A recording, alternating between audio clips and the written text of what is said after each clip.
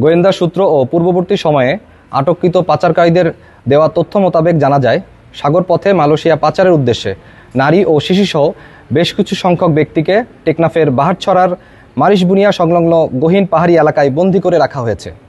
প্রাপ্ত তথ্যের ভিত্তিতে গত 7 ডিসেম্বর 2025 তারিখ রবিবার সন্ধ্যা 6টা হতে রাত 10টা পর্যন্ত কোস্টগার্ড স্টেশন টেকনাফ ও আউটপোস্ট বাহারছড়া কর্তৃক উক্ত এলাকায় একটি বিশেষ অভিযান পরিচালনা করা হয়।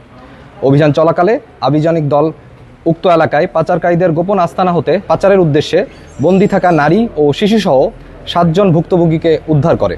এ সময় আভিযানিক দল 3 জন মানব পাচারকারীকে আটক করতে সক্ষম হয়। পরবর্তীতে পাচারকারীদের দেওয়া তথ্য মতে তাদের গোপন আস্তানা হতে একটি দেশীয় আগ্নেয়াস্ত্র উদ্ধার করা হয়।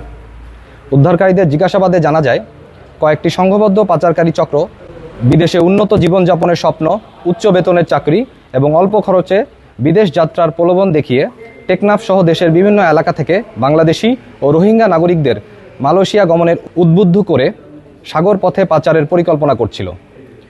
এছাড়াও দেশের বিভিন্ন স্থান হতে পাচারের উদ্দেশ্যে নিয়ে আসা ভুক্তভোগীদের ভয়ভীতি প্রদর্শন এবং তাদের আটকে রেখে নির্যাতনের মাধ্যমে মুক্তিপণ আদায় করার চেষ্টা করছিল। উদ্ধারকৃত ব্যক্তি, জব্দকৃত আগ্নেয়াস্ত্র ও আটককৃত অপহরণকারীদের পরবর্তী আইনানুগ ব্যবস্থা গ্রহণের কার্যক্রম প্রক্রিয়াধীন রয়েছে। মানব পাচার রোধে বাংলাদেশ কোস্টগার্ড ভবিষ্যতেও এ ধরনের অভিযান অব্যাহত রাখবে।